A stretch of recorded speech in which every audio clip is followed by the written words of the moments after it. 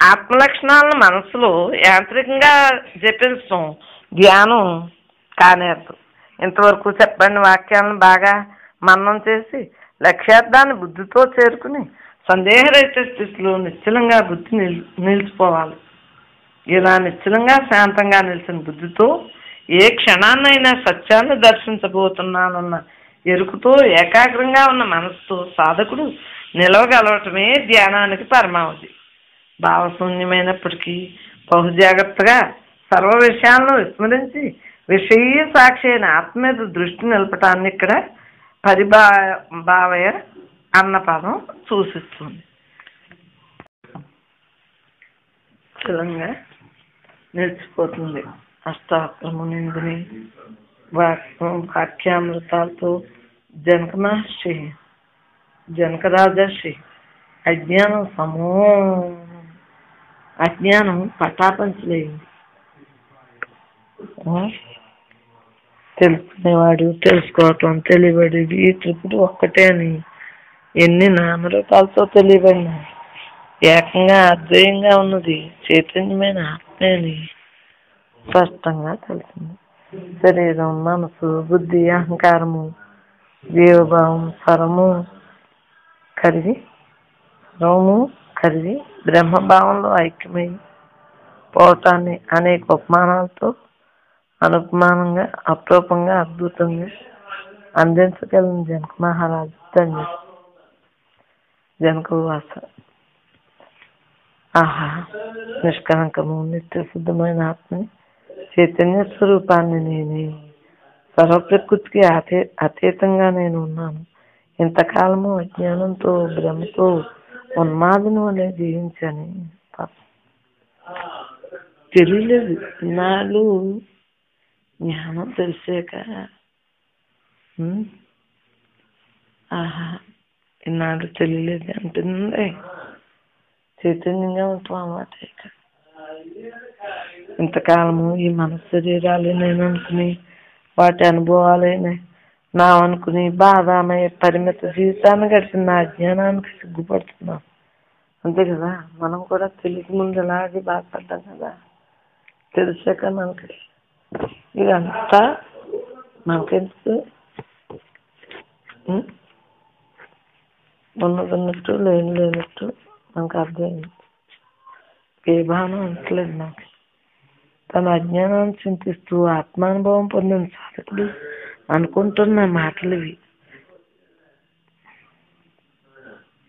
ప్రకృతే పరహ ప్రకృతికి అతీతంగా తాను ఉన్నానని గ్రహించగలిగాడు.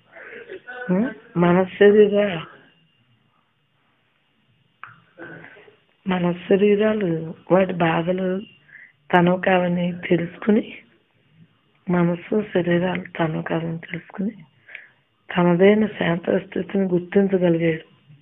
కదా తాను పరమాత్మని తెలుసుకున్నాడు. శుద్ధ చైతన్యం తానేనని తన వల్ల సరము తెలియబడుతున్నదని వాసనలు మన శరీరాలు కూడా తనలోనే తెలియబడుతున్నాయని తాను నిరంజనంగా సర్వాత్మగా సర్వసాక్షిగా ఉన్నానని తెలుసుకున్నాడు. అనంతకాలం నుండి అనేక జన్మలను ఎత్తుతూ ఆ శరీరాలతో తాదాత్మ్యం చెందుతూ కష్ట సుఖాలను అనుభవిస్తూ వాసనను పోగు చేసుకుంటూ జన్మలను పెంచుకుంటూ సంసారం చక్రంలో కేవలం తన భ్రమ కారణంగా చిక్కుకుని బాధపడుతున్నాడు, బంధింపబడి ఉన్నాడు. సాంఖ్య దర్శనంలో నామరూపాత్మకమైన ఈ సర్వ జగత్తుకు కారణంగా ప్రకృతి చూపబడింది. జడమైన ఈ ప్రకృతిని పురుషుడు చైతన్యవంతం చేస్తాడని చెప్పబడింది. ఆత్మనిష్ఠుడైన అష్టావకుడు బుద్ధిని సంతృప్తిపరిచే ఈ సిద్ధాంతాల జోలికి పోకుండా తనదైన అనుభవాన్ని యథాతథంగా అందించడంలో ఆత్మ చైతన్య సర్వాన్ని చైతన్యవంతం చేస్తుందని స్పష్టంగా చెప్పారు. ఆత్మే చైతన్యంగా ప్రకృతి పురుషుని ఇద్దరిని తెలుసుకుంటుంది అని నిశ్చయంగా చెప్పుకున్నారు. నేనే ఈ శరీరం చైతన్యవంతం చేస్తూ జగత్తును చూపిస్తున్నాను. కాబట్టి ఈ ప్రపంచం అంతా నాది, కానీ నిజానికి నాలో ఏది లేదు. ఆత్మానుభవ స్థితులైన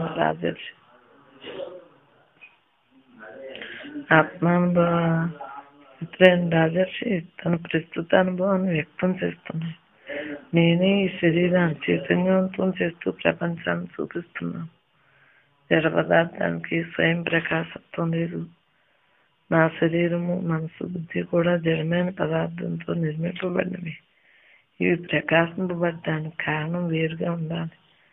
నాలో చైతన్యమే లేకపోతే ఈ విషయ సంబంధంగా భాషించి ఈ సర్వ ప్రపంచము ఎలా తెలియబడుతుంది?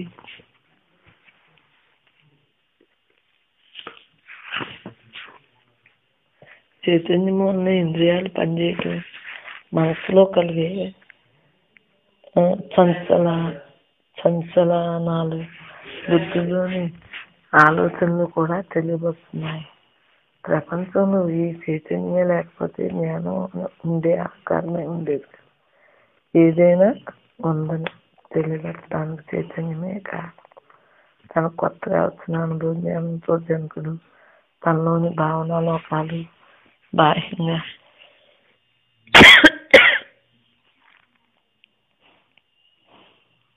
గుర్తింపబడుతున్న నామరూపాత్మక వస్తుమై ప్రపంచము కూడా తన వల్లనే చైతన్యం వల్లనే తీసుకుపడుతున్నాయి అని స్పష్టం చేస్తున్నారు. పరస్పర ఆధారంగా విషయ సంబంధంగా గుర్తింపబడే విశాల విశ్వమంతా ఆత్మ చైతన్యమే తెలియబడుతుంది, ప్రకాశింపబడుతుంది అని నిశ్చయంగా నిస్సందేహంగా చెప్తున్నారు రాజర్షి.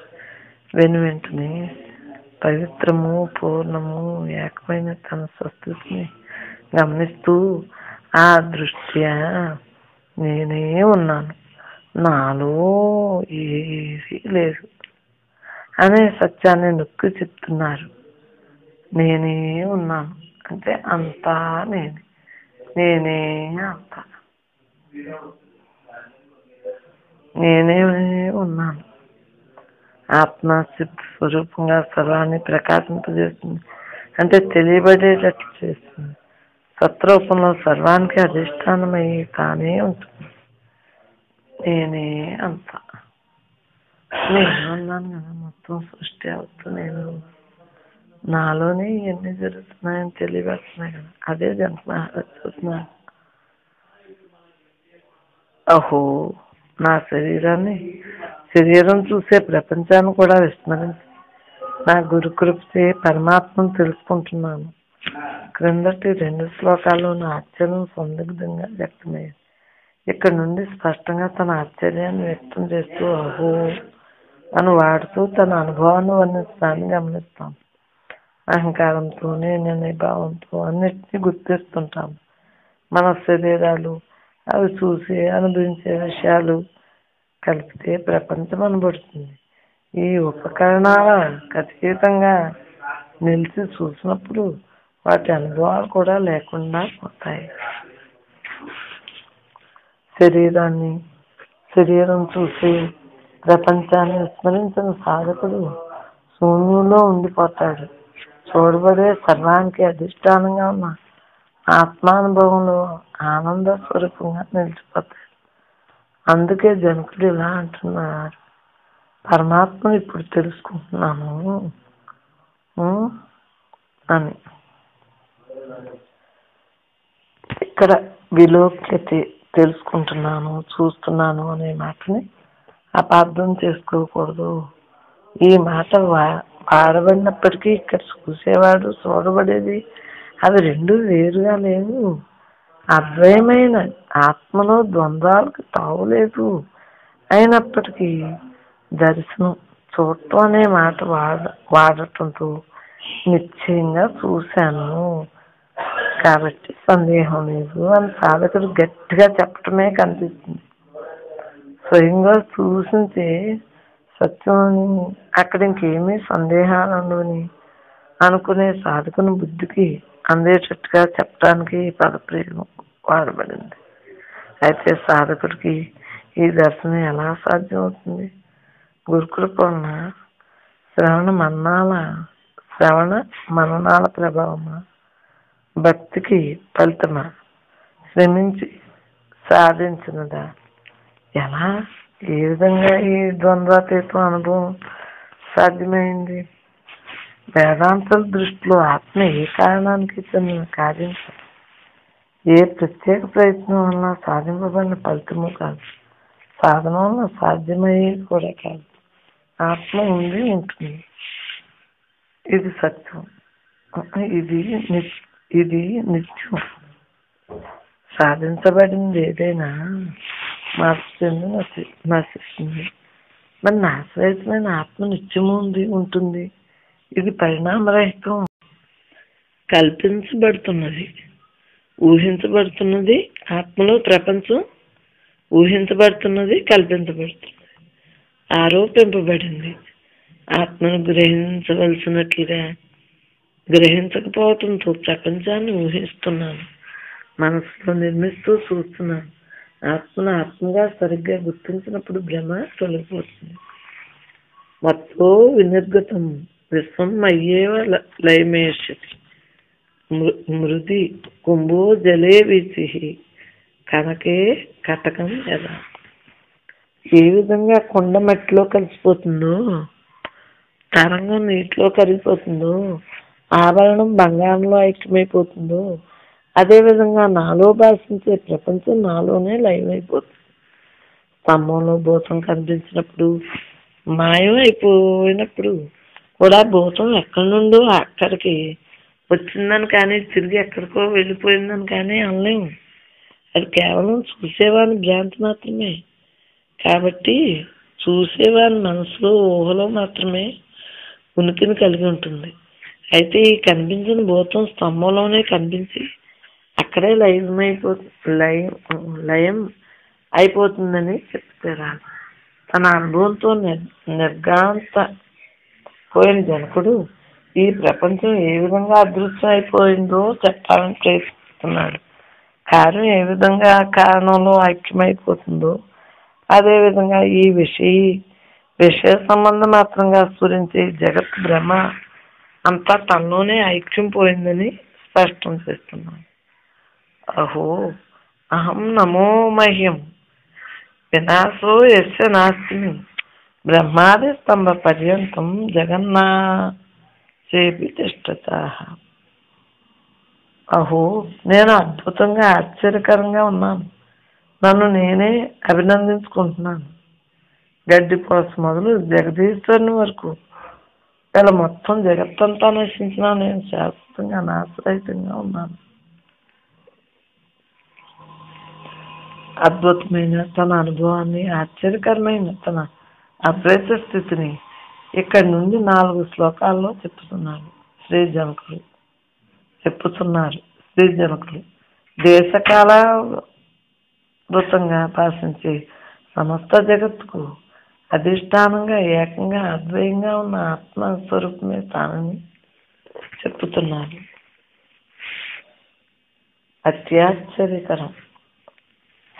అత్యద్భుతమైన నన్ను నేనే అభినందించుకుంటున్నాను.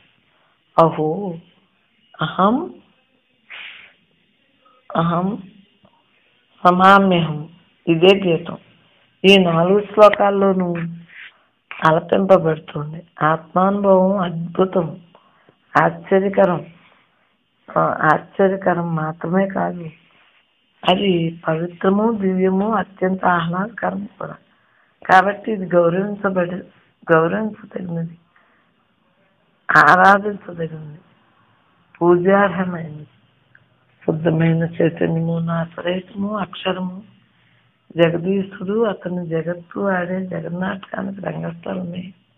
ఈ ఆత్మ పాత్రలు వస్తున్నాయి, పోతున్నాయి, కానీ రంగస్థలం మాత్రం ఎప్పుడూ కాంతిమయంగా స్థిరంగా అలాగే ఉంటుంది. కాంతి అంటే తెలియబట్టడానికి ఉపయోగపడే తెలివి చిత్తు. విద్యాత్మకమైన ఈ ప్రపంచ నాటకం జరుగుతూనే ఉన్నా ఈ ఆత్మ శాంతంగా, అక్షరంగా నిత్యంగా ఉంటుంది. ఈ అనంతమైన ఆత్మనే నేను. ఇదే ఆత్మానుభవం. ఈ శ్లోకాల్లో ఉత్తమ పురుష ఏకవచన పదప్రయోగం జనకుడు తను తాను ఆత్మగా గుర్తించడాన్ని ధృవపరుస్తుంది. ఉపనిషత్తులన్నీ ముక్తకంఠంతో ఘోషిస్తున్నాయి. బ్రహ్మవిద్ బ్రహ్మైవ భవతి. బ్రహ్మం తెలుసుకున్నవాడు ఆ బ్రహ్మమే. ఇదే భావం.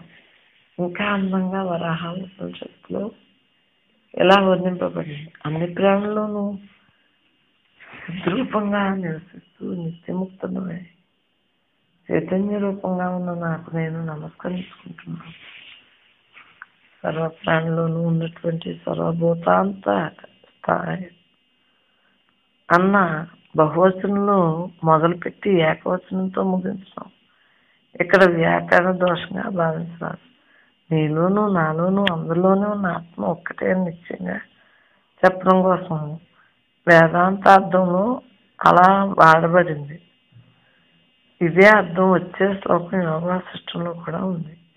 దీని భావం ఎలా ఉంది? నీకు నాకు నమస్కారం. ఇద్దరము చైతన్యమే. ఉన్నది చైతన్యం ఒక్కటే.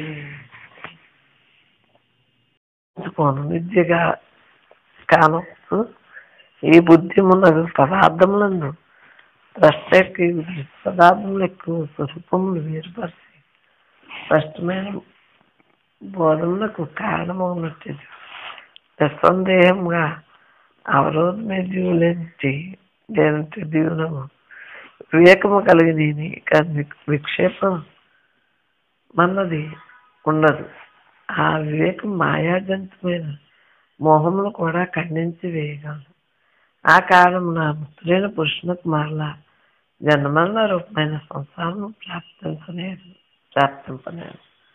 బ్రహ్మం యొక్కయు ఆత్మ యొక్కయు ఏకత్వ జ్ఞానరూపము అగ్ని అవిద్య అజ్ఞాన రూప మనమునంతను కాల్చి భస్మము చేసి వేయును. ఆ విద్య పూర్తిగా నశింపగా జీవునకు అద్వైత భావము సిద్ధించినప్పుడు మరలా సంసారం ప్రాప్తించడం కారణం ఏముండను. సమ్యగ్రీతిగా ఆత్మస్తు సాక్షాత్కారమైనది ఆవరణం తొలగిపోవును. విద్యాజ్ఞానం విక్షేపజంతమైన దుఃఖం నివృత్తమైపోవును. అధిష్టాన నిరూపణం. రజ్జునందు భ్రాంతి చేత సర్పం ప్రతీతమగు. ఆ విద్యా ప్రతీతి వలనే భయము కంపనము మనకు దుఃఖములు కలుగు. దీపాదుల ద్వారా రజ్జు స్వరూపంలో యథార్థ పరిజ్ఞానము కలగంట తోడనే రజ్జు నుండి ఏర్పడిన అజ్ఞానము ఆవరణము అజ్ఞానము వలన కలిగిన సత్వం మలము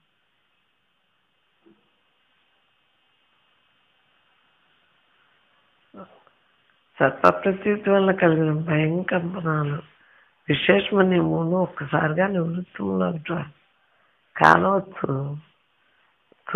అట్లే ఆత్మస్వరూప జ్ఞానం కలిగిన మీద ఆత్మంగా ఏర్పడిన అజ్ఞానము ఆ అజ్ఞానము వల్ల కలుగు ప్రపంచ ప్రతీతి దానివల్ల కలుగు దుఃఖము ఒక్కసారిగా నివృత్తము అయిపోవు. కాబట్టి సంసార బంధ విముక్తికై పండితుడు తత్వసమేతంగా ఆత్మ పదార్థ జ్ఞానము పొందవలను. అగ్నితోటి సంపర్కం వలన ఇనుము త్రబుగోల పారమున్నగు వివిధ రూపములు దాల్చుంది. అట్లే ఆత్మతోటి సంపర్కం వలన బుద్ధి శబ్ద స్పర్శరూప రసగంధంలో అదిగా వివిధ విషయములను ప్రకాశిస్తుంది.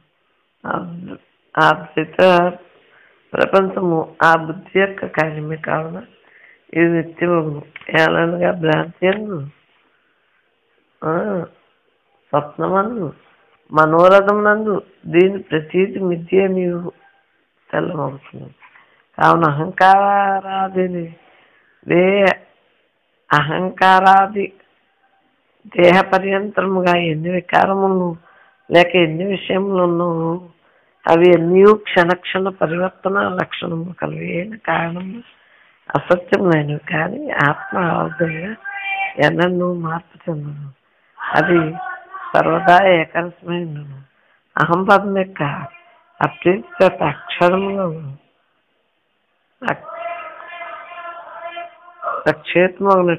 రక్షత మగునట్టి ఈ నిత్యానంద గంధకు పరమాత్మ సర్వదా అద్వితీయుడు, అఖండ స్వరూపుడు, చైతన్య స్వరూపుడు, మరి బుద్ధ్యాత్మలందు సాక్షిగా ఉన్నవాడు, సత్వాసత్తుల కంటే భిన్నమైన వాడు, ప్రత్యేక రూపుడు అనగా అంతరతముడు, విద్యావంతుడైన వాడు. ఈ విధంగా సత్వాసత్తులను నిర్వహించి తన జ్ఞాన దృష్టి చేత తత్వనిశ్చయం చేసుకుని అఖండబోధ స్వరూపంగా ఆత్మ గుర్తించి ఆ సత్తు పదార్థము నుండి విముక్తుడై స్వయంగానే శాశ్వత నిర్వికల్ప సమాధి ద్వారా అద్వైత ఆత్మస్వరూపము ఎప్పుడు సాక్షాత్కరించుకునబడినో అప్పుడే అజ్ఞానంలో హృదయగంధ సర్వవిధంలో నశించి పోనగలుగును.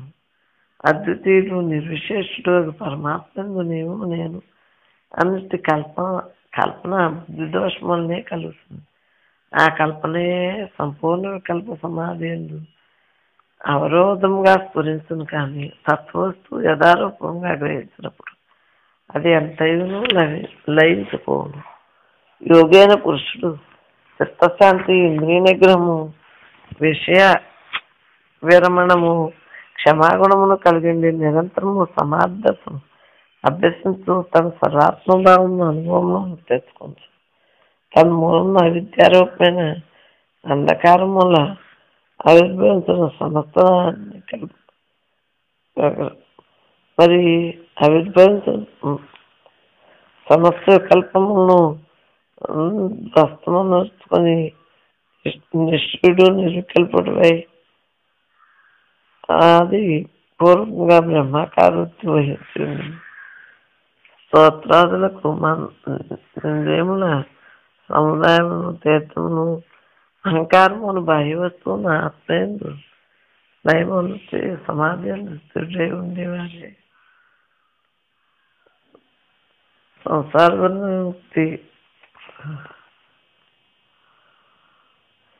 గన్నవారు కేవల పరోక్ష బ్రహ్మజ్ఞాన ప్రశంసను గుర్తించేవారెన్నడూ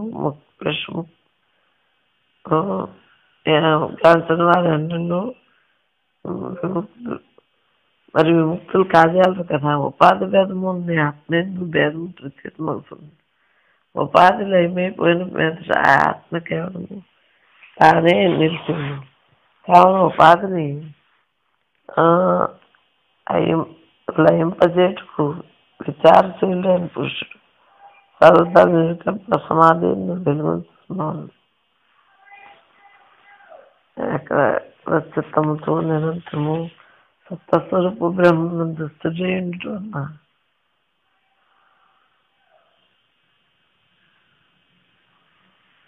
భ్రమరమును ధ్యానించి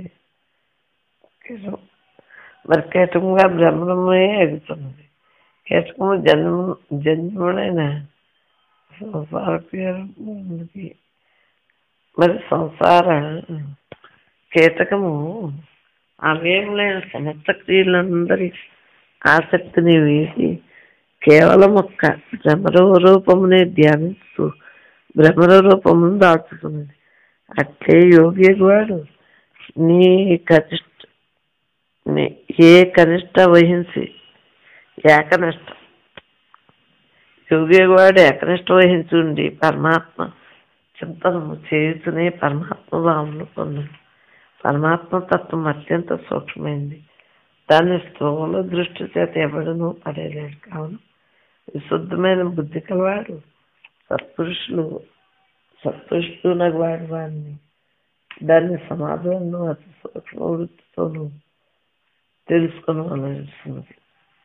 అగ్ని ఎందు పుటమునిచ్చి శోధింపబడిన బంగారము తన ఎందు పేర్కొని ఉన్న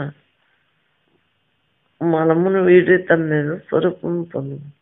అట్లే మనసు ధ్యానము సప్తరజస్తమో గుణము రూపంలో ఉన్న మాలిన్యమును బాపి తత్వమునే పొందును.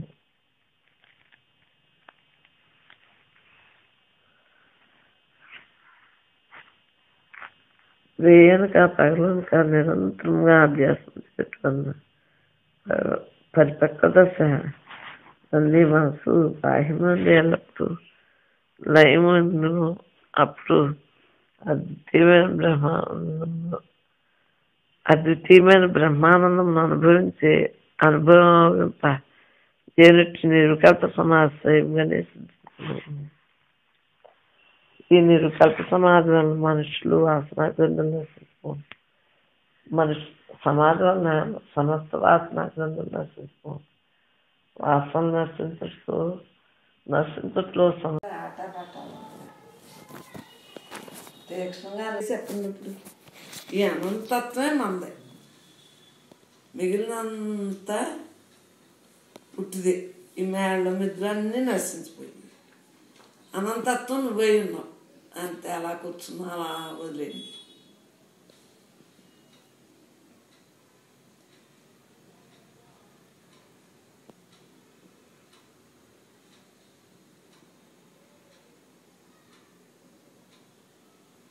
చూడండి అలా వచ్చేస్తాయి వైబ్రేషన్స్. అలాగా కళ్ళు తెరిచి మళ్ళీ కళ్ళు మూసి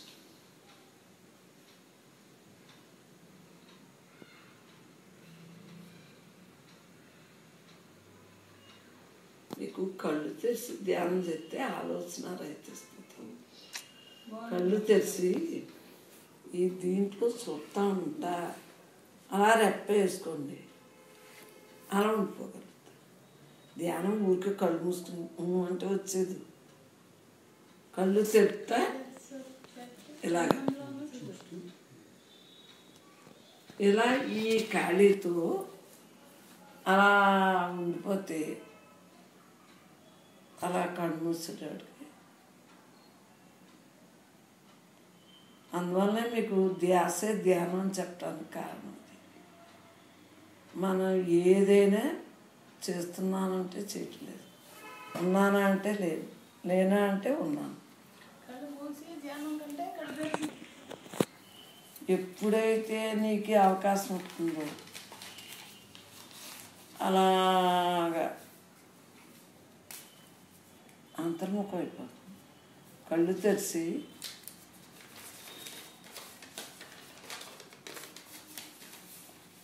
అలా కండెప్పేస్తాం అనుకో అంతర్ముఖం. అందు గురించే మీరు మనోమౌనానికి ఆధారం. అంతరానిండిన ఆ ఆధారాన్ని చూస్తూ ఉంటే అలా రిలాక్స్ అయిపోతారు. ఆ రిలాక్స్లో ఉండేటికి ఇంద్రియాలు ఏమీ పనిచేయవు. ఇంద్రియాలు పనిచేయ, మనసు పనిచేయదు కాబట్టి ఇంద్రియాలు కూడా అట్లా పని లేదు.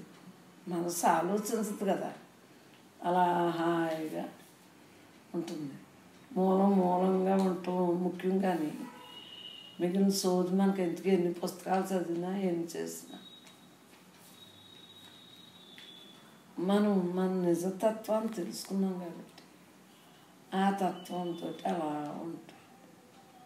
ఎప్పుడు కూడా నాది నాది అన్నదన్నా ఇంకొకరిది అవుతుంది. ఈ స్థలం ఇంకొకరిది అవుతుంది. లేకపోయాక పిల్లోడు అయ్యాక వాళ్ళ పిల్లోడితే అలా అవుతుంది. అలా అమ్ముకోకుండా ఉంటుంది. అంతే కదా. అంటే ఇంకెప్పుడు చూసినా నాదే అన్నది ఏది? దేహం నీదే అంటే దేహం నీది కాదు. ఈ స్థలం నీదే అంటే ఈ స్థలం నీది కాదు. నీ తర్వాత ఇంకొకరు తర్వాత ఇంకొకరు అమ్ముకుంటే మన కుటుంబం కాకుండా ఇంకో కుటుంబానికి చెందుతుంది. సో ఇవన్నీ కూడా మరి ఏది నీది? నీలో ఉన్న అనంతత్వం ఉంది, అది నీ సొంతం, అది నీది.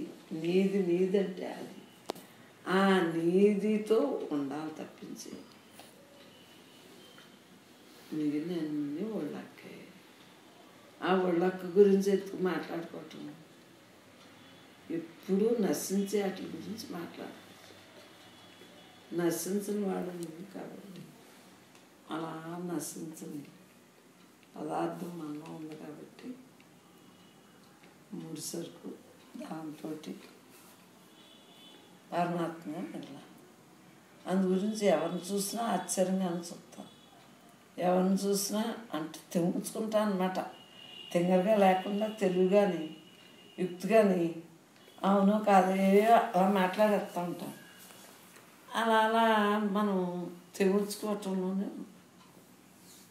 అప్పుడు వ్యవహారం అది జరుగుతుంది.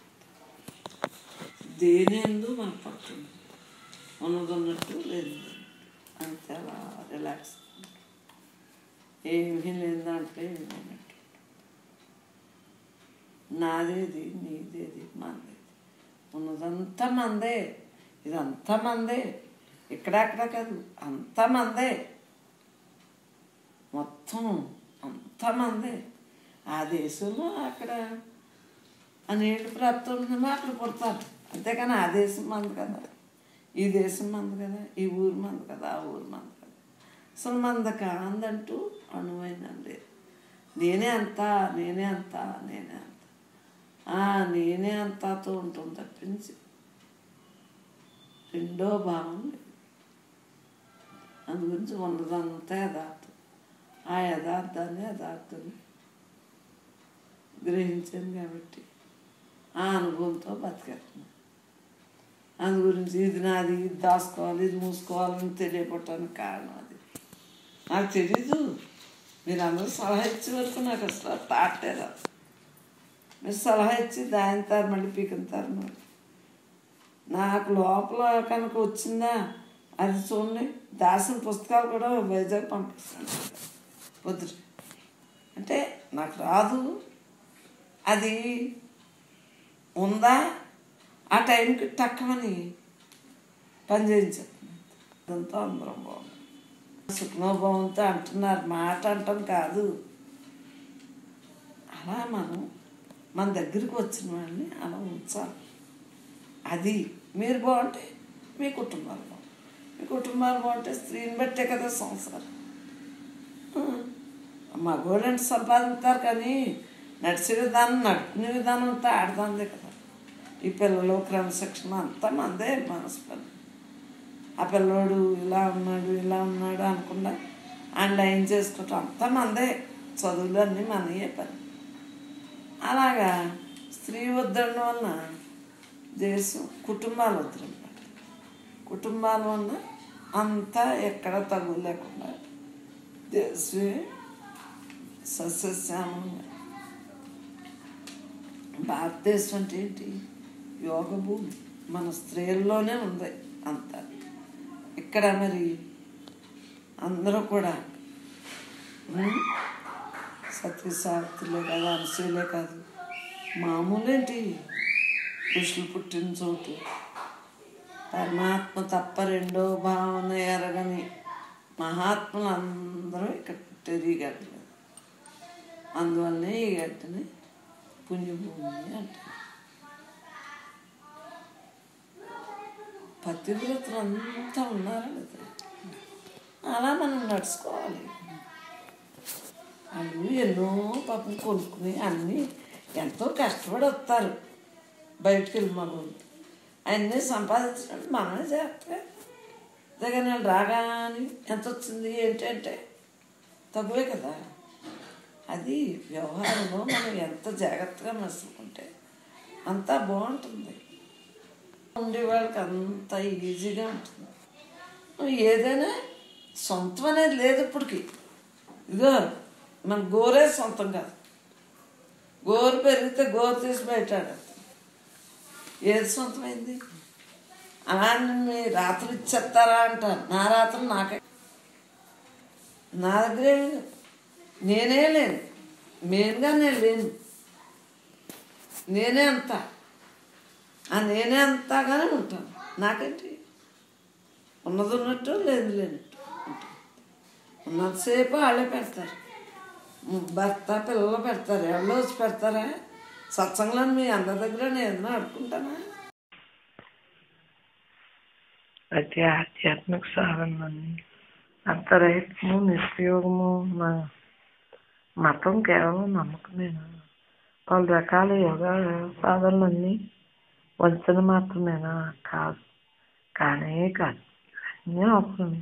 మనం అశాంతితో నిండిన మనసుని అలజడులతో నిండిన బుద్ధిని శాంతంగా సంతోషంగా ఉండేలా చేయాలంటే వాటి బాధలకు కారణమైన భ్రమను తొలగించాలి. ఆలోచన ప్రవాహం ఉద్రిక్తకి శాంతినంది క్రమంగా ఆగినప్పుడు మనోబుద్ధులు నిష్క్రమించగలుగుతాం. అప్పుడు మాత్రమే అహంకారం లేకుండా పోతుంది. భ్రమాజనిత అహంకారం నశించగానే సత్యదర్శనం వస్తుంది. అజ్ఞానం నశిస్తే జ్ఞానం కనిపిస్తుంది, చీకటి పోతుంది, వెలుగు అక్కడే ఉంటుంది. సర్పభ్రాంతి నశిస్తే అక్కడ అలాగే పాడు ఉండటాన్ని గుర్తిస్తాం. ఏదో తెలియని అదృశ్య శక్తి వల్ల ఈ మహత్తరానుభవాన్ని పొందగలిగేనని ఎంతో నిజాయితీతో చెప్తున్నాను రాజేష్. శ్రవణ మన్నాల ఫలితమే ఉపనిషత్ ఋషుల అసేహి ప్రభావము, గురు పరంపర రూపావేక్షణము ఏదో తెలియకపోయినా మొత్తం మీద ఈ అనుభవం వచ్చినందుకు వారందరికీ కృతజ్ఞతతో చెప్తున్నారు. కృతజ్ఞత కౌసరాత్ ఏదో తెలియని సుకృతం కారణంగా ఆత్మానుభవం లభ్యమైంది అని చెప్తున్నాను. నిజాయితీ చిత్తశుద్ధి కలిగిన ఏ శిష్యుడైనా తన గురువు ఎవరు, ఏ ప్రత్యేక పద్ధతి వల్ల జ్ఞానం వల్ల ఆత్మానుభవం లభ్యమైందో చెప్పలేదు. ఈ చరాచర జగత్తు ప్రతి సంఘటన కూడా అహంకారాన్ని అనిత్యము తీర్చిదిద్దుతూ ఆత్మానుభవానికి అర్హమయ్యే మార్గం వెంట నడిపిస్తూనే ఉంటాయి. అటువంటిటప్పుడు తెలివున్న ఎవరైనా ఏ ఒక్కరినైనా ఏ విధంగా తను గురువుని నిర్దేశించి చెప్పగలరు? ప్రతీది గురువే కదా. ప్రపంచంలో మనకు ఊహ తెలిసినప్పటి నుంచి అందరూ గురువుగా అప్పుడేం తెలిసింది. ఒక్కొక్కరి ద్వారా ఒక్కొక్కటి తెలుసుకుంటాం కాబట్టి అందరూ గురువులే. ఇలా ఉన్నాము అంటే అంత బ్రహ్మమయం, అందరూ గురువులే. ఏ ప్రత్యేక పద్ధతిని అవలంబించేనని చెప్పగలరు? ఆశ్చర్యానందాల మధ్య వారు చెప్పగలిగిందల్లా ఒక్కటే, ఆ అనుభవంలో తానున్నానని తనకే తెలియని ఏ గురు కృపో అందుకు కారణమని మాత్రమే. మరి చూస్తున్నారు, తరంగాలు, నురుగు, బిందువులు నీటి నుండి ఎలా వేరు కావు, అదేవిధంగా ఆత్మలో కనిపించి ప్రపంచం అంతా ఆత్మ నుండి భిన్నం కాదు, అంతా పరమాత్మ. అద్భుతము, మహత్తరము అయిన ఆత్మానుభవంలో పదార్థము శక్తి కలిసి నింపబడినట్లున్న ఈ చరాచర జగత్తంతా ఎక్కడ ఉంటుంది, ఎలా ఉంటుంది, ఏమవుతుంది, ఇవన్నీ చైతన్యంలో లయం అయిపోయి ఏకంగా చైతన్యంగా ఉంటుందని జనకులు అన్నారు. అయితే ఇది తార్కికంగా బుద్ధికి అందుతుందా? బుద్ధికి అందని దాన్ని ఆమోదించి అందుకు ప్రయత్నం చేయలేం కదా. జనకుని నిజాయితీని శంకించవలసిన అవసరం లేదు. అయినా మనం అర్థం చేసుకోవటం ఎలా? బుద్ధికి అతీతమైన ఈ అనుభవాన్ని బుద్ధితో గ్రహింపడానికి వీలుగా జనకులే స్వయంగా ఒక ఉదాహరణ ఇచ్చారు. సృష్టింపబడిన ఏ వస్తువైనా తన ఉపాదాన కారణమైన మూల కారణం కంటే భిన్నంగా ఉండదు. మూల పదార్థం నుండి వస్తువులు తయారవుతాయి. తరంగాలు, నురుగు, బిందువులు మొదలైనవన్నీ సముద్రం నుండే కదా పుడుతున్నాయి. ఇవే కదా సముద్రం కంటే నీటి కంటే వేరు కావు. ఇవి సముద్రం కంటే నీటి కంటే వేరు కావు కదా. ఏ కార్యమైనా కారణానికి రూపాంతరం మాత్రమే. ఆత్మ చైతన్యం నుండి ఉద్భవించిన జగత్తంతా ఆత్మ నుండి భిన్నంగా ఉండదు. ఆత్మానుభవంలో ఈ ఏకత్వం స్పష్టంగా తెలియబడుతుంది. అపార జలరాశి అయిన సముద్రంలో తరంగాలు, నురుగు, తుంపర్లు పైపైన ఎన్ని పుట్టి గిట్టిన సముద్రం మార్పుతుంది. అసలు పుట్టినట్లుగా కనిపించే తరంగాలు మొదలైనవన్నీ నీరే, నామం రూపం మాత్రమే వేరు. ఇదే విధంగా ఈ కనిపించే విశాల వస్తుమంతా ఆత్మ చైతన్యమే. దీని నుండి పై విధంగాను ఎప్పుడూ భిన్నంగాను ఉన్నదంతా ఆత్మే. ఆత్మ అందరిలో ఉంది, అంతలో ఉంది. ఒక వస్త్రాన్ని నిశ్చితంగా పరిశీలిస్తే అది కేవలం దారపు సముదాయం మాత్రమే అని చెప్పాలి.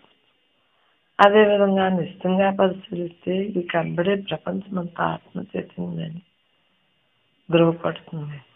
శాస్త్రాధ్యయనం చేస్తూ అర్థం చేసుకోవడానికి సాధన చేస్తూ ఉంటే మొదటి దశలో సత్యాన్వేషికి మహర్షుల మహత్తరమైన మహావాక్యాలు అర్థమవటం అతి కష్టం.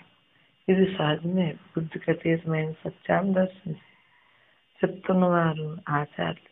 కానీ దేహతాదాత్మ్యంతో మనోబుద్ధుల సహాయంతో సత్యాన్ని అర్థం చేసుకోవాలనుకుంటున్నాడు. కాబట్టి బుద్ధి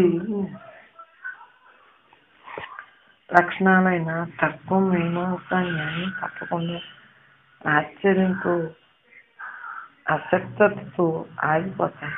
మహాత్ముల అనుభవాలు అద్భుతంగా నమ్మశక్యం కానిగా అనిపించడం అప్పటికి సాధ్యమే. అయినప్పటికీ శాస్త్రం ఎంతో శ్రద్ధతో శిష్యుని తార్కిక బుద్ధికి సంభవం అనిపించే విధంగా సత్యాన్ని అందించడానికి ప్రయత్నిస్తుంది. బుద్ధికి అతీతమైన సత్యాన్ని బుద్ధికి అందించడం కోసం ఏ దేశానికి ఏ మతానికి చెందిన మహాత్ములైన అనేక ఉదాహరణలు అద్భుత ప్రక్రియను అర్థపూర్వకమైన ఉపమానాలను వాడుతూనే ఉన్నారు. ఉపనిషత్తులు తరచుగా కనబడే ఉదాహరణని అష్టావకులు ఇక్కడ ఉపయోగిస్తున్నారు. మన నిత్య జీవితంలో వస్త్రాలను వాటి ఉపయోగం దృష్ట్యా వస్త్రంగా గుర్తిస్తుంటాం. కానీ కొంచెం ఆలోచన చూస్తే దారాలు దగ్గరగా అన్నబడి ఉన్నాయి, దాన్ని వస్త్రం అంటున్నామని అర్థం అవుతుంది. అది దారమే కదా అని బట్టల షాప్ వెళ్ళి 1 కిలో దారం ఏమని అడిగితే అర్థం చేసుకుని ఆ బరువుదే బట్టలు మనకి ఎవరు ఇవ్వరు. ఇక్కడ బట్టలే అమ్ముతాం కానీ దారం అని వెంటనే ఆ షాప్ ఏదైనా అనవచ్చు. వస్త్రం దృష్టితో దారాన్ని చూస్తున్నప్పుడు సహజంగా దారం ఓనికి గుర్తింపబడదు. వస్త్రాన్ని చూస్తూ కూడా దారమే అని లోపల గుర్తించుకోవటానికి విచక్షణతో కూడిన బుద్ధి అవసరం. నిత్య జీవితంలో అనుక్షణము సంఘటన గుర్తిస్తూ అవి కలిగించే కష్టసుఖాలు సంతోష విచారాలతో పట్టుకుపోతూ మరలా సంఘటన గుర్తిస్తూ తీరుబడి విశ్రాంతి విచక్షణ లేకపోవటంతో మనం చూసేదేమిటి అని ఆలోచించాం. చూస్తున్నామనుకుంటున్న నానాత్వ ప్రపంచానికి సత్యంగా నిర్ణయించుకుంటాం. ఆ సత్యమేమో అన్న అనుమానం రావటానికైనా అవకాశం తీరుబడి ఉండదు. ఇక్కడ ఆగి విచక్షణతో వివేకంతో చూస్తే ప్రపంచం చైతన్యం నుండి భిన్నం కాదని తెలిసిపోతుంది అని ఆచార్యులు అంటున్నారు. చైతన్యం వ్యక్తమవుతుంది.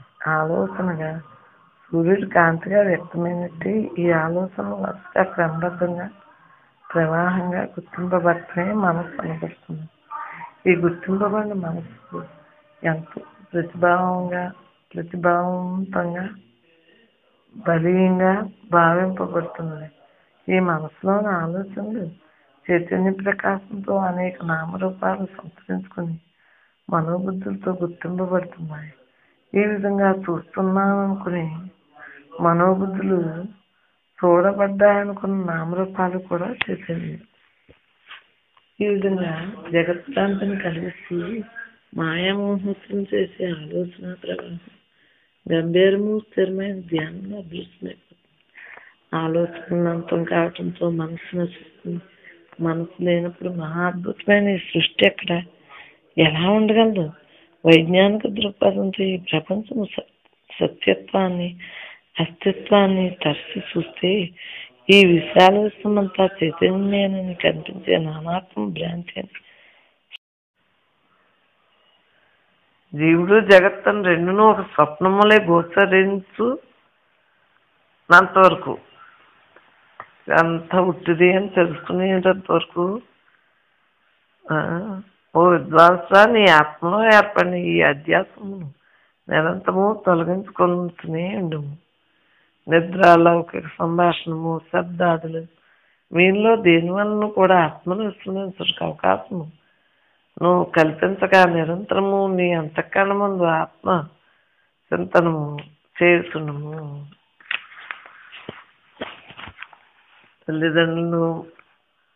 తల్లిదండ్రుల మలమూలన ప్రాద్భుర్భవించి మలమాంసభరితమైన ఈ శరీరము చండాలంతో సమానమైనది నుంచి దూరంగా పరిత్యజించి బ్రహ్మభావమును పొంది కృతకృత్యుడు కమ్ము.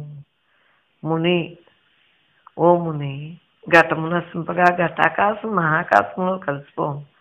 అట్లే జీవాత్మను పరమాత్మేందు లయమనొచ్చి సర్వదా అఖండ బ్రహ్మభావం దాల్చి మౌనముగా నుండుము. దేహమందు వ్యాప్తమైన అహంబుద్ధిని నిత్యానంద స్వరూపముకు సిద్ధాత్మేందు ప్రవేశపెట్టి లింగ శరీరంపై అభిమానమును విడి సర్వదా కేవలుడవై అద్వితీయుడవై ఉండుము.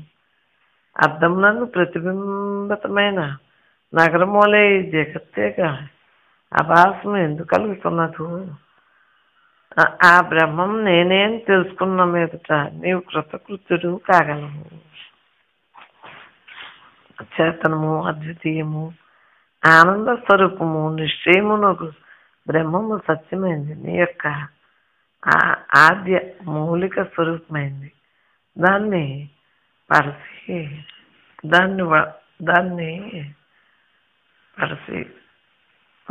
నటుని వలే నీవు నటుని వలే నీవు ధరించిన ఈ శరీరమును వేషమును మిథ్యని ఎరిగి అందు ఆసక్తిని వీడుము. ఈ దృశ్య జగత్తు సర్వవిధముల మిథ్య. దీని క్షణికత్వం కానవచ్చు స్నేహితునది కావున ఇది అహం పదార్థం కాదు. కాబట్టి ఈ క్షణికమైన అహంకారాధికమును సర్వము నేను ఎరుగుదును అన్నట్టు ప్రతీది ఎట్లు కలగలదు?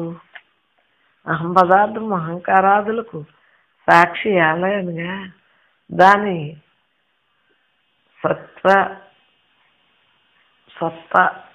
సత్తా ఉనికి సుషుప్తి దశలో కూడా గోచరిస్తూనే ఉండను.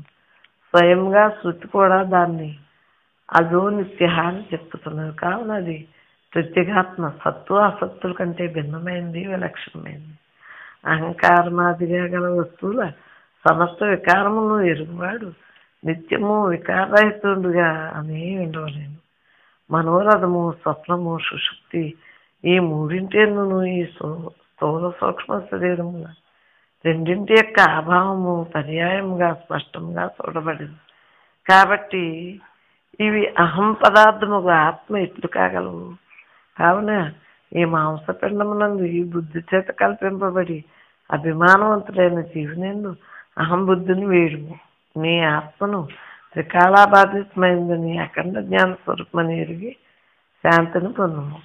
కావున తడిగాను జిడ్డుగాను ఉండు మాంసపిండమును ఆశ్రయించున్న కులము, గోత్రము, నామము, రూపము, ఆశ్రమము వీనిపై అభిమానమును వీడుము. కర్తృత్వము, భోక్తృత్వము ఆదిగా లింగదేహమునకు సూక్ష్మదేహానికి సంబంధించిన ధర్మములన్నింటినీ వీడి అఖండానంద స్వరూపుడు కమ్ము.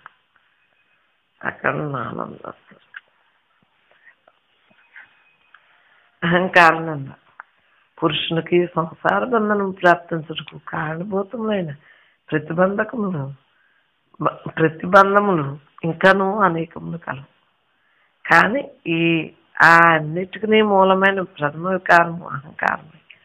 ఏలైనా అన్యములైన అనాత్మభావములన్నీ దీని నుండియే పుట్టుకునవచ్చు. ఈ దుష్టమైన అహంకారంతో ఆత్మకు సంబంధం ఉండునంత వరకు ముక్తి వంటి విలక్షణ విషయం మీద లేసు మాత్రము ఆశ పెట్టుకోనక్కర్లేదు. అహంకారము గ్రహం నుండి విముక్తుడైన మీద ఆత్మ చంద్రుని వలె నిర్మలము, పూర్ణము, స్వయం ప్రకాశమున్నాయి స్వస్వరూపమును పొందును. అజ్ఞానం వస్తున్న అత్యంతము మోహితమైన బుద్ధి చేత కల్పితమై ఈ శరీరమందు ఇది ఏ నేను అన్నట్టు ప్రతీతి ఏది కలుగుతున్నదో అది పూర్తిగా నశించిపోయిన పేదట బ్రహ్మమందు బాధారహితంగా ఆత్మభావం ఏర్పడు.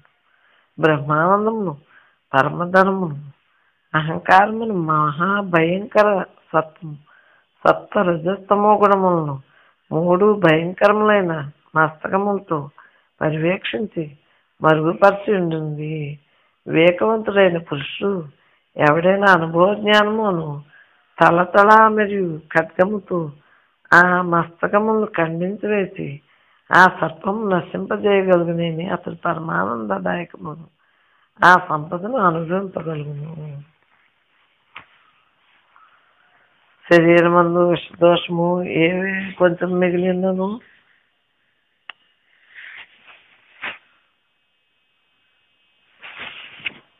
అది ఆరోగ్యమునకు ప్రతిబంధకమే.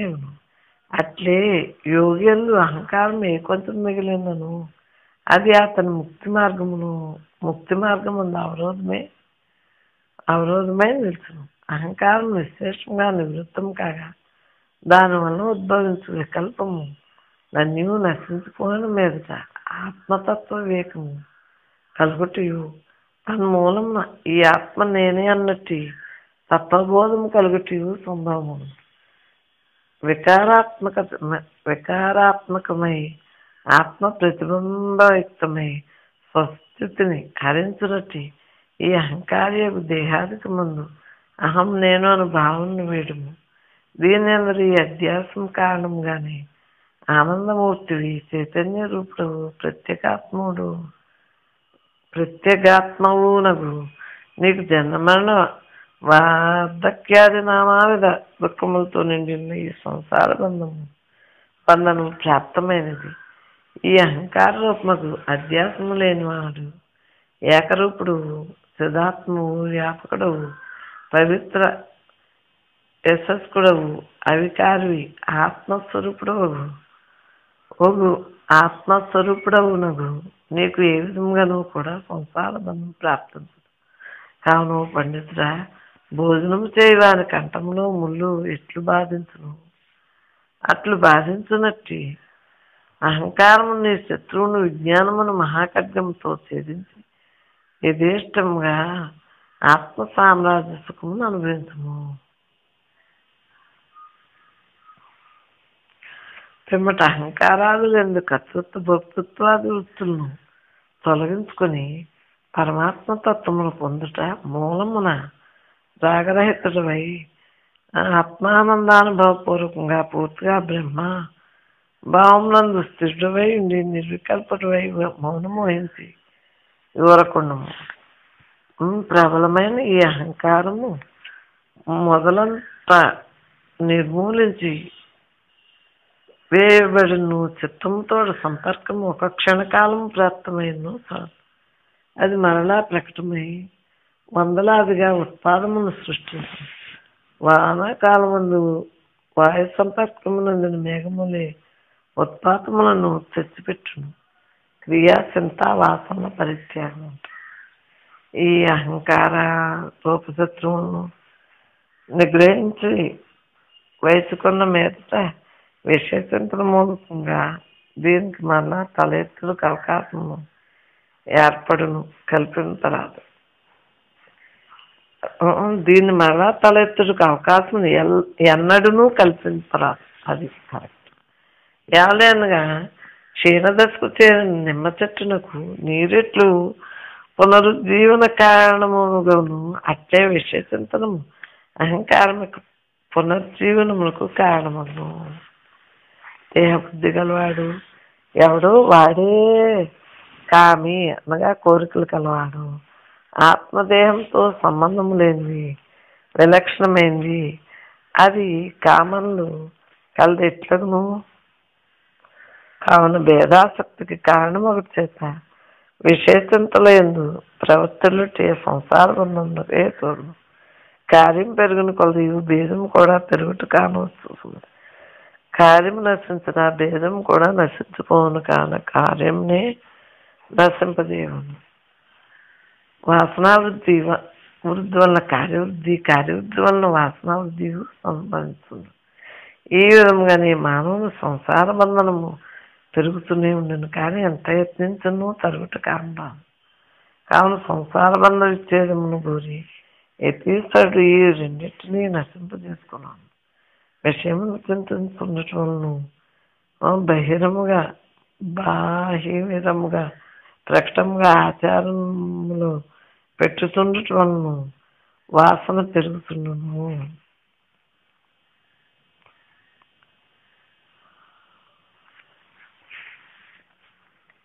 చింతనము బాహ్యక్రియ ఈ రెండిటి వలనే పెరిగి వాసన ఆత్మకు సంసార రూపబంధమును కలిగించును. సర్వదా సర్వావస్థలందును సరమును బ్రహ్మస్వరూపంగా చూచుటి ఈ మూడును క్షేమును పొందుటకు ఉపాయము. ఈ బ్రహ్మమయ వాసన బలపడినప్పుడు ఆ మూడును నశించుకోను. క్రియ నశించిన చింత నశించను, చింత నశించిన వాసన క్షీణించు. ఈ వాసనాక్షయం పేరే మోక్షం. దీనికినే జీవన్ముక్తి అందరు. సూర్యప్రకాశం ఉదయింపగా ఎంత అంధకార బంధురమైన రాత్రి అయినను సర్వదా నశించిపోనట్టే బ్రహ్మవాసన విజృంభించినప్పుడు ఈ అహంకారాధికములైన వాసన నీవు లయించుకో. సూర్యుడు ఉదయించినంతనే అంధకారము అందు సాగిపోవు. శౌర్యమునకు అనర్థమును ఎందును కారణం రాకుండా అట్లే ఈ అద్వితీయమైన ఆత్మానందరసం అనుభూతమైన వేళ సంసార బంధము ఉండదు, దుఃఖ సంబంధము గంధం కూడా ఉండదు. ప్రమాద నిందంట ఏ కర్మబంధము ఇంకను అవశిష్టమై ఉండు. నేను ఈ కానవచ్చు దృశ్యమునంతను లయింపజేసుకొంచు. బాహ్యాంబంతరముల జాగరూకుడవై ఉండి సత్తా మాత్రము నీ ఆనందగణ స్వరూపమును చింతనము చేసు కాలక్షేపం చేయము. బ్రహ్మ విచారము విషయమున ప్రమాదము అజాగరూకత చేయరాదు. ఏలనన్నా బ్రహ్మకుమారుడు సనత్కుమారుడు ప్రమాదము మృత్యుని చెప్పాను. జ్ఞానైన పురుషునకు స్వస్వరూపాను సంధానమునందు ప్రమత్తుడగుటి కంటే మించిన అనర్థం వేరొకటి లేదు. ఏలనగా దీనివల్లనే మోహం కలుగును.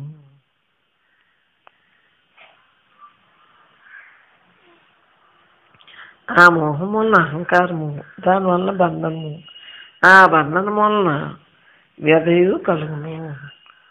కొరటైన స్త్రీ తనను ప్రేమించు తారపురుషుని చూసి అతని బుద్ధిని భ్రష్టం చేసి అతన్ని ఎట్లు పిచ్చివాన్ని చేసేదేను. అట్లే విషయములందు ప్రవర్తిల్లుతున్న విద్వాంసం చూసి ఆత్మ విస్మృతి అనేది బుద్ధి దోషములను కలిగించి భ్రష్టుని చేసి నీటిలోని నాశనం ఒక మారు ఇటునటు తొలగద్రోసను. అది క్షణమాత్రమైన ఒక మళ్ళా యథాప్రకారము ఎటు నీటిపై క్రమేను. అట్లే ఆత్మవిచారము చేయని పండితులు కూడా మాయ మరలా క్రమేను. అజాగరూకత కారణంగా లక్ష్యము తప్పి చేతి నుండి విడివడి మెట్ల మీద పడిన క్రీడా కందుకు అంటే బంతి మెట్లుగా కింద వంకకే పరిమితమగును. ఎట్లు పోను కింద వంకకే పతితమగుతూ ఎట్లు పోవును. అట్టి చిత్తము తన లక్ష్యమును బ్రహ్మము దొలగి ఏ కొంచెం బహిర్ముఖమైన అది అవిరామంగా క్రింది దశకే పడిపోసాగును. విషయమునందు తగులుకుని చిత్తము వారి గుణములను చింతనము చేయసాగును. ఆ చింతనము నిరంతరముగా సాగినప్పుడు వానిందు కోరిక జనించు. ఆ కోరిక వలన పురుషునకు విషయములందు ప్రవృత్తి కలుగును. విషయములందు ప్రవృత్తి వలన మానవుడు ఆత్మస్వరూప స్థితి నుండి దిగజారిపోను. ఒకమారు అట్లు పతనము అన్న మీదట అవిరతముగా అధపతనము సంభవము. అట్లు పతితుడైన పురుషునకు నాశమే కానీ ఉత్థాన స్థితి ఎందునూ చూడబడలేదు. కాబట్టి సర్వావస్థలకును కారణమైన సంకల్ప వృత్తిని విడిచిపెట్టవలను. కాబట్టి వివేకవంతుడు బ్రహ్మవేత్తయునగు పురుషునకు సమాధి యందు బ్రహ్మత్తుడగుటను మించిన మృత్యు మరి ఒకటి లేదు. సమాహిత చిత్తుడైన పురుషుడే పరిపూర్ణమైన ఆత్మసిద్ధిని పొందగలుగును. కావున జాగ్రత్త వహించి చిత్తము సమాహితము స్థిరము కావించుకును. అసత్తును పరిహరించుట. జీవుని ఉండగానే కైవల్య పదము నందన పురుషునకు దేహత్యాగానంతరము కూడా కైవల్యముక్తియే కలుగు. కానీ భేద దృష్టి గలవానికి కలుగుదు. ఏలైనగా ఏ కొంచెం భేద దృష్టి గలవాడైను ఆ పురుషునకు యజుర్వేదము భయమునే చెప్పుతున్నది. ఎప్పుడైనా ఈ విద్వాంసుడు అనంతమైన బ్రహ్మం నందు ఆయన మాత్రం భేద దృష్టి వహించును. ఆ క్షణం నుండి అతనికి భయము ప్రాప్తించును. ఏలైనగా నా స్వరూప సంబంధము ప్రమాదము కారణము గాని అఖండమైన ఆత్మయందు భేదము ప్రత్యేకమైనది. స్మృతుల చేతను ఎన్నో యుక్తుల చేతను ఇది ఆత్మ కాదు, ఇది ఆత్మ కాదు నువ్వే నిషేధింపబడిన ఈ దృశ్య మానవులకు దేహాదు లేనిది ఎవడు ఆత్మబుద్ధి చేయను. ఆ నిషిద్ధ కర్మకు కర్త అయిన వాడు సూర్యుని వలె దుఃఖం మీద దుఃఖమును అనుభవించును. అద్వితీయ బ్రహ్మరూపమైన సత్వ పదార్థమును అన్వేషించేవాడు ముక్తుడై తన నిత్యమైన మహత్వమును ఇందులకు భిన్నముగా మిథ్యైన దృశ్య పదార్థముల వెంటబడివాడు నాశనం పొందును.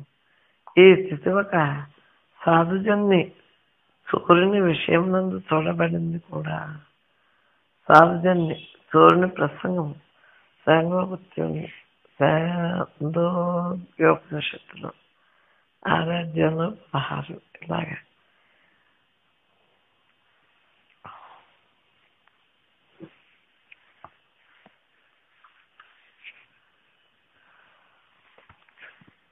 బంధహేతులైన అసత్తు పదార్థముల వెంటబడ్డ మాని యతి ఎగువాడు ఈ సాక్షాత్ బ్రహ్మ పదార్థము నేనే అన్నట్టు ఆత్మదృష్టిలో స్థిరుడై ఉండవాలి.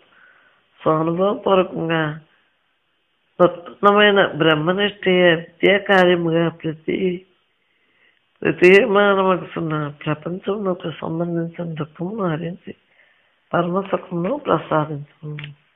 బాహ్య విషయముల చింతనము పురుషుని అందరి దుష్టవాసన రూపమైన ఫలాన్ని అంతకంతకు పెరిగిపోనట్లు చేయను. కాబట్టి వివేకపూర్వంగా ఆత్మస్వరూపం తెలుసుకుని బాహ్య విషయము పరిహరించి వేసు నిత్యము ఆత్మానుసంధానమే చేస్తున్నాను.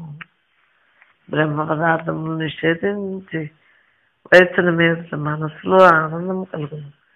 ఆ మానసిక ఆనందం తీవ్రమైనప్పుడు పరమాత్మ సాక్షాత్కరించు. ఆ సాక్షాత్కారము సమ్యరీతిగా సంభవమైనప్పుడు సంసారబంధం నశించుకో.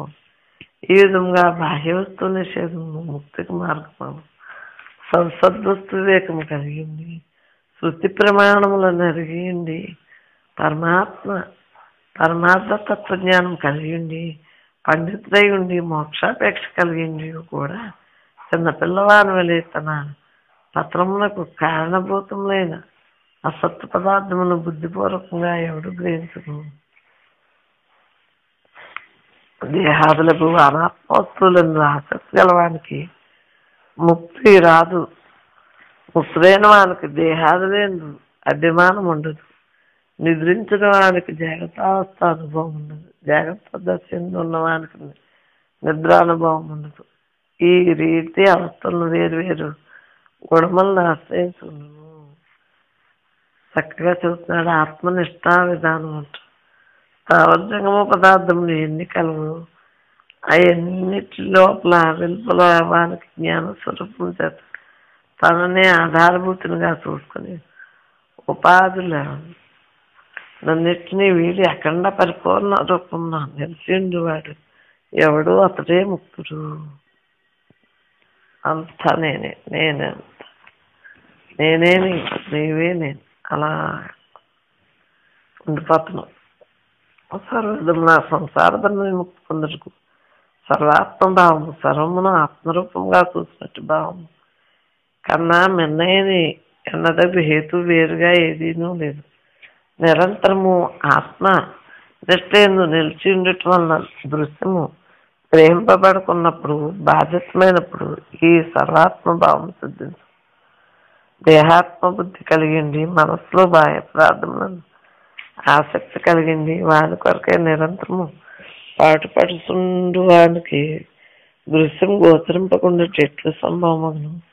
కాబట్టి నిత్యానందమును కోరు తత్వేత సమస్త ధర్మ కర్మము విషయమును పరిత్యజించి నిరంతరము ఆత్మనిష్టందు తత్పరుడైండి తన ఆత్మేందు ప్రతీతమగుతున్న ఈ దృశ్య ప్రపంచమును బాధించుకున్నాను.